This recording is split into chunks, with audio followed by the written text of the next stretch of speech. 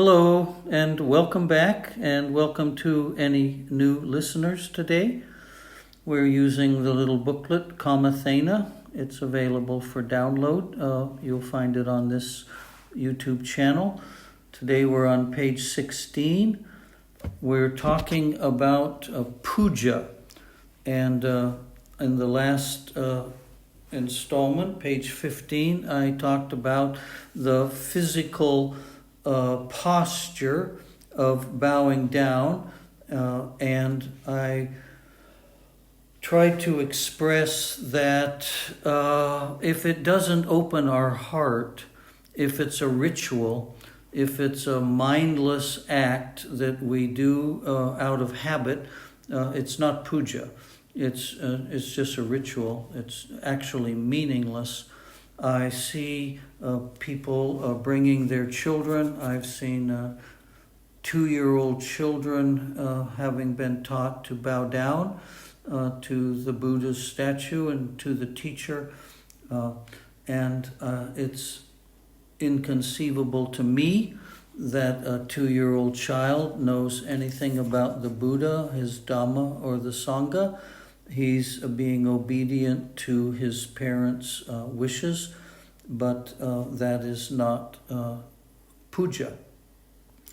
I believe we can train animals to make the same gesture, and it would have no meaning to the animal as well. So let's see what page 16 describes or defines what puja actually looks like when we're doing it sincerely. Whoever practices Dhamma in accordance with the way of Dhamma, they truly are ones who give puja to the Tathagata. The Tathagata is a synonym for Lord Buddha or great teacher. And this sentence tells us if we're not practicing, if we're not observing the 5 precepts, if we don't have a meditation and a self-awareness practice, if all we do is read about it and talk about it, imagine about it, then we're not practicing puja. We're not showing respect to the teaching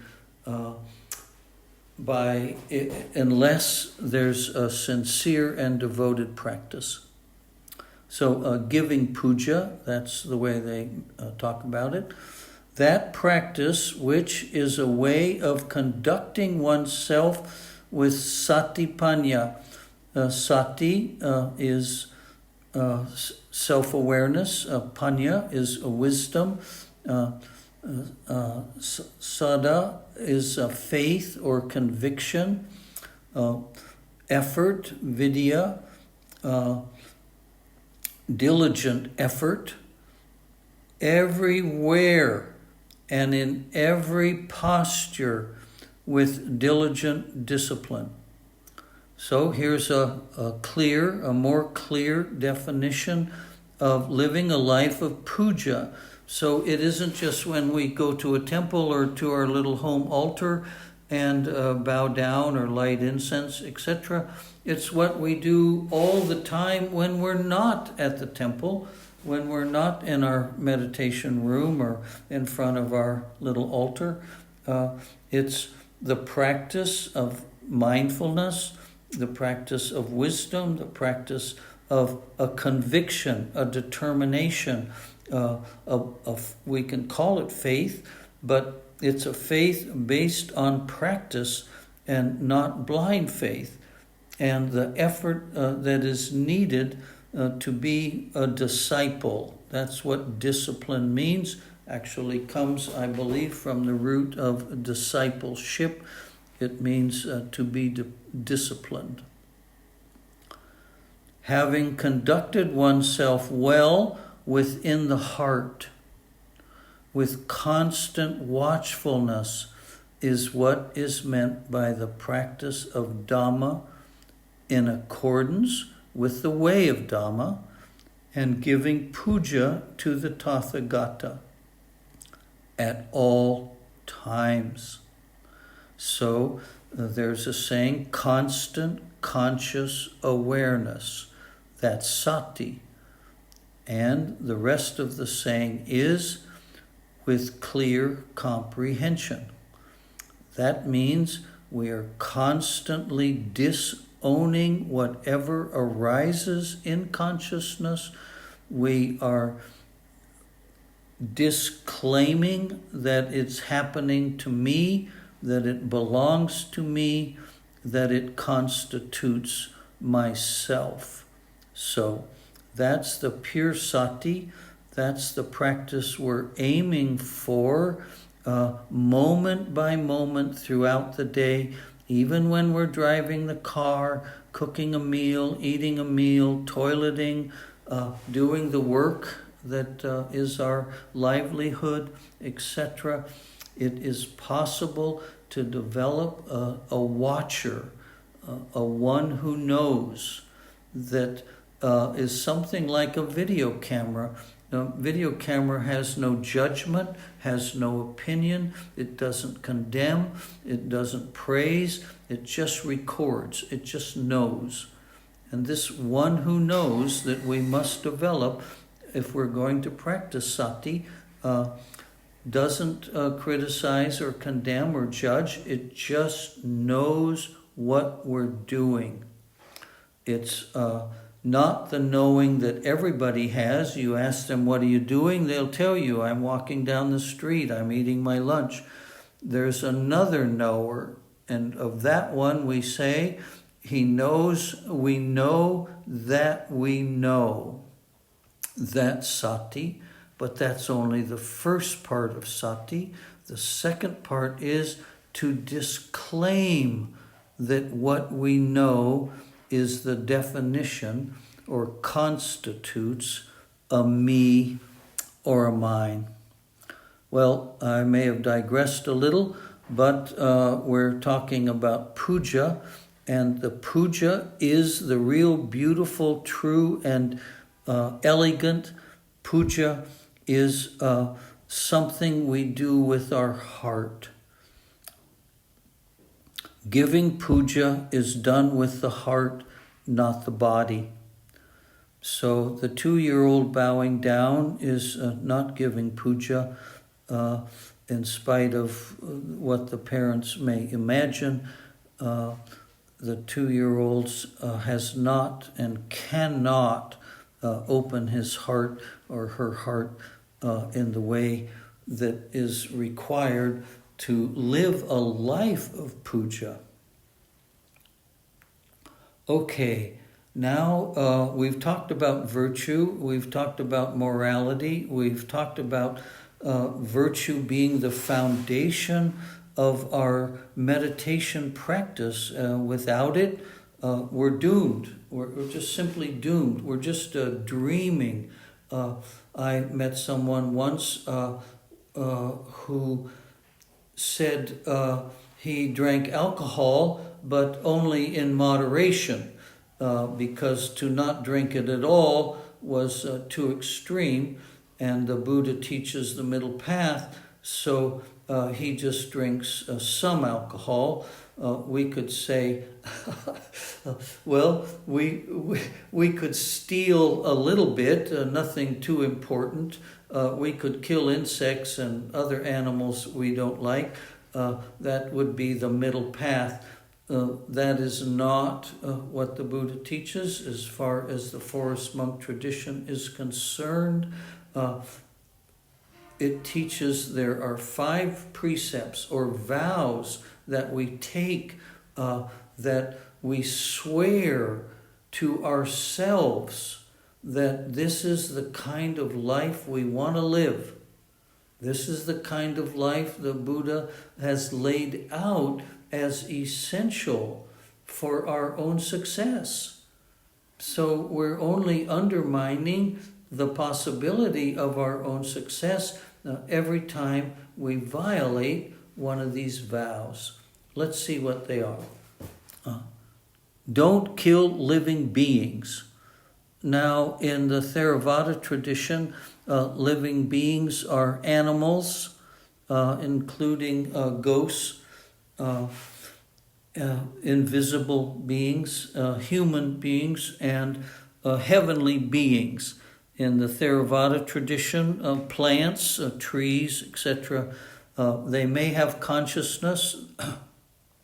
There's growing research in modern science that suggests all things, even inanimate things, rocks or mountains or the ocean or whatever, may have a component of consciousness associated with it.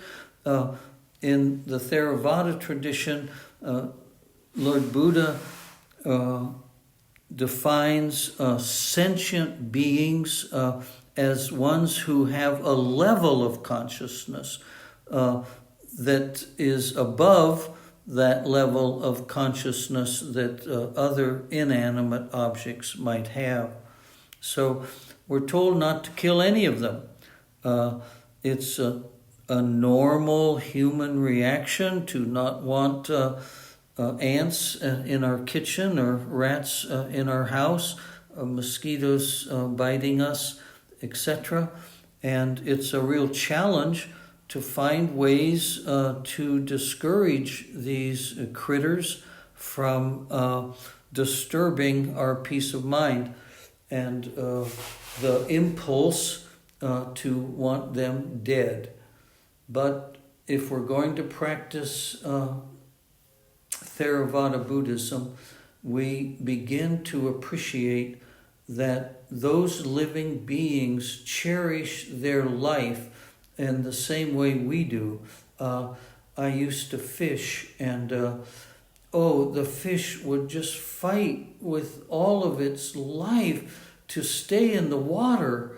It did not want to come out of the water, and we just have to be dead to that to keep killing them, pulling them out of the water and clubbing them over the head.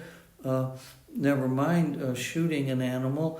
The animals that we shoot as a hunter, I was also a hunter, they're constantly running away from us. They're constantly hiding. They're diligently trying to protect the sanctity of their own lives.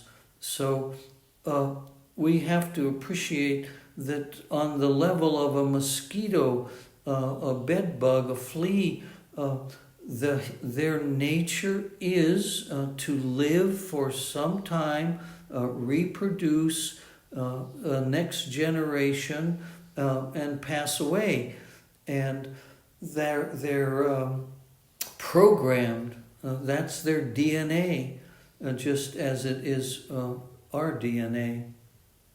So slowly on, we find ways to live trap things that we don't like, and to recognize in many cases, certainly with certain insects, maybe spiders or other harmless insects, we start challenging our fear. What is it that makes us so afraid or so anxious, or even to the point of being terrified or phobic? So our challenge is not to just simply kill everything we don't like in our house, but to kill these ideas that are keeping us hostage to fear and hatred and delusion. We have to investigate the mind to see the origin of these ideas and to stop claiming them as a good idea and letting go of anything that's causing us to suffer. Number 2 is don't steal. Don't take that what does not belong to you. Don't take what the owner does not wish for you to have. Here's a story I heard. A hermit monk was living in the mountainside, perhaps in a cave, some distance from the village, and he got a benefactor. Some lady in the village would bring him a meal every day. He lived there for years and years, practicing solitary meditation. The woman became ill.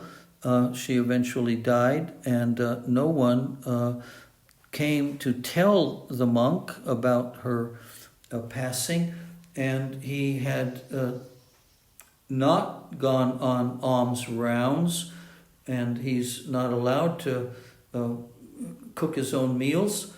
And over a short period of time, he became ill. He became weak for the lack of nourishment. So he determined that he would go to the village and see if he could find a new benefactor, or perhaps he decided he would have to go on alms rounds. On his way, he went through a mango grove, and he's very, very weak. He's both sick and starving, probably dehydrated. And at some point, the mangoes are ripe. They're in fact falling on the ground. They're so ripe.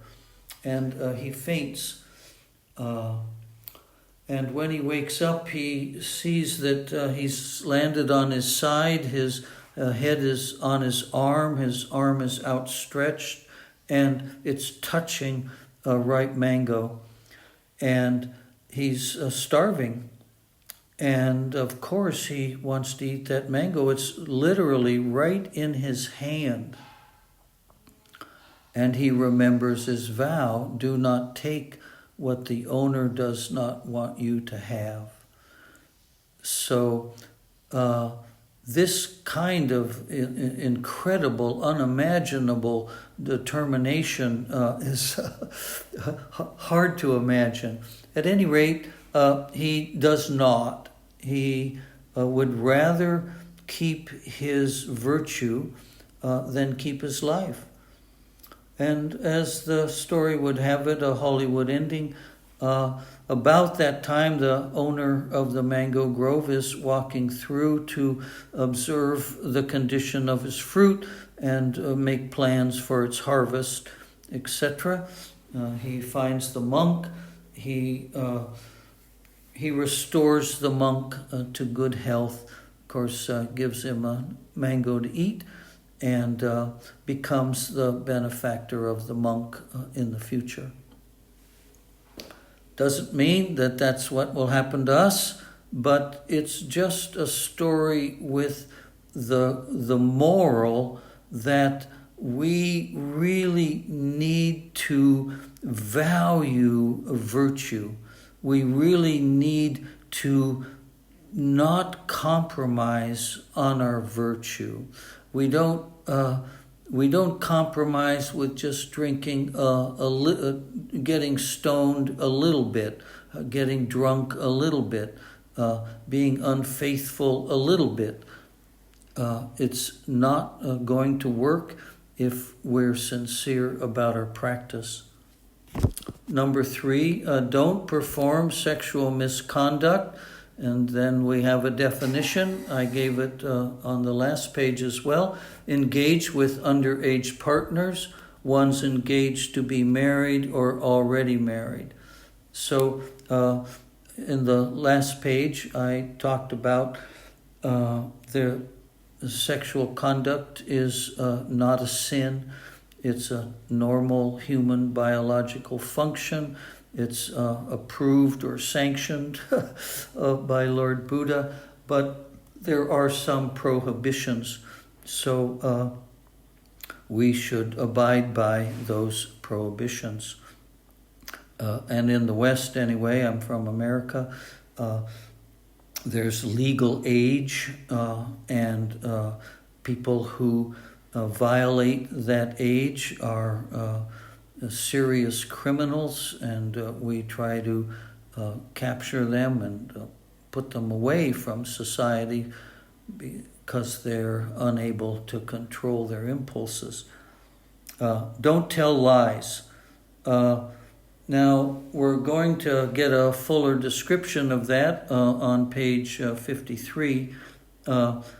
But right now, I'll just name them without going into any detail. I think we all know what a lie is. We also know what intention is. I was a single parent, and my children, I encouraged my children to believe in Santa Claus until they were of the age to understand better. I didn't have any qualms about telling my child a lie. I was trying to teach them the concept of generosity and goodwill, and that we have a symbol for that in Santa Claus.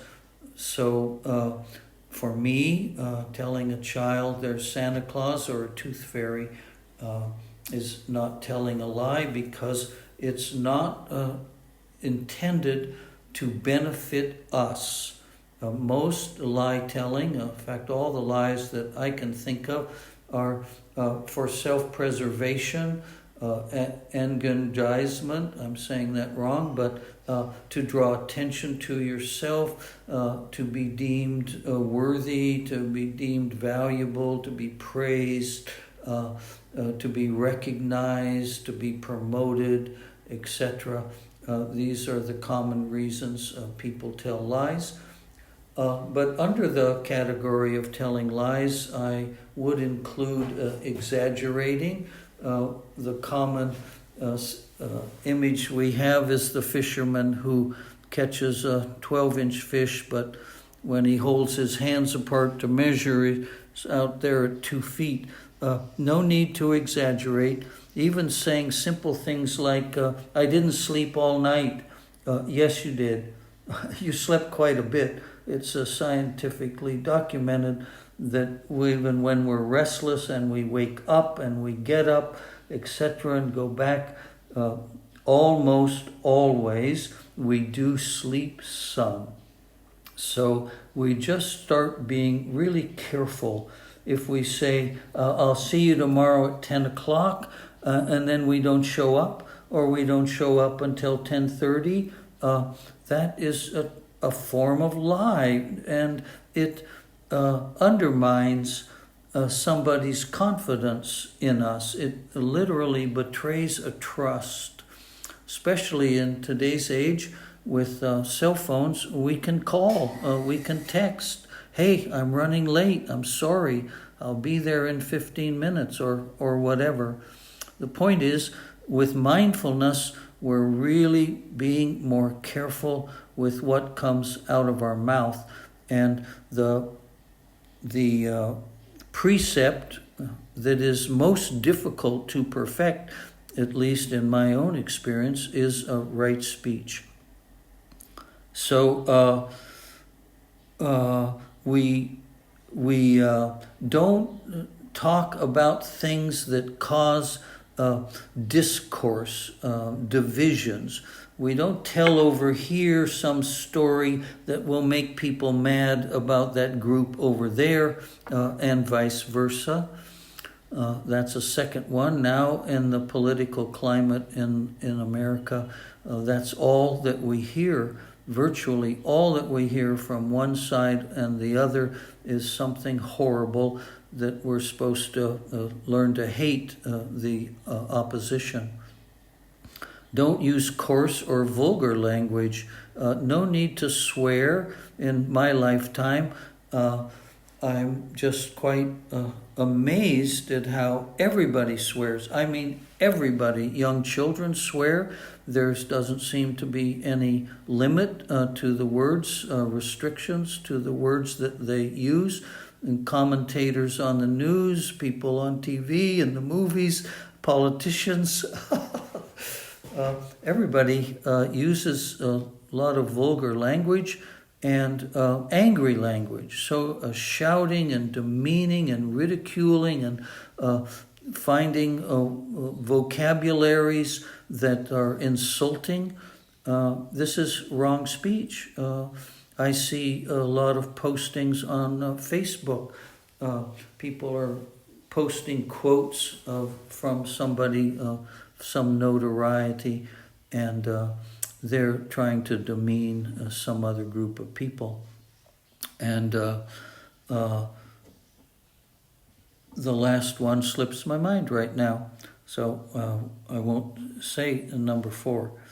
The 5th vow is don't use intoxicants that affect the mind's ability to remain ever mindful and vigilant.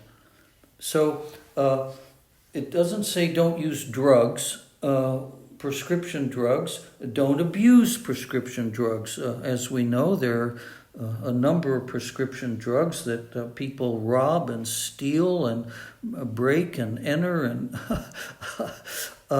create crimes to get their hands on. They're legally available, but require a prescription. And then those who have the prescription also abuse the drug unto death. It's not uncommon that somebody dies abusing a prescription drug. But the other drugs that are called illegal or illicit, including alcohol, they're not a sin. So what's the problem? The problem is they destroy your ability to be the master of your own mind. That's all. And that's what we're trying to do in our Dhamma practice. We're trying to be the master of the mind and not the slave to it. When we're the slave to it, the mind says, hey, drink some more. Let's get drunk tonight. Let's party. Hey, come on. And when we don't have the power or the strength of character through our meditation and through our other virtues, we say, yeah, let's do it. And believe me, I was a college kid. I was a high school kid.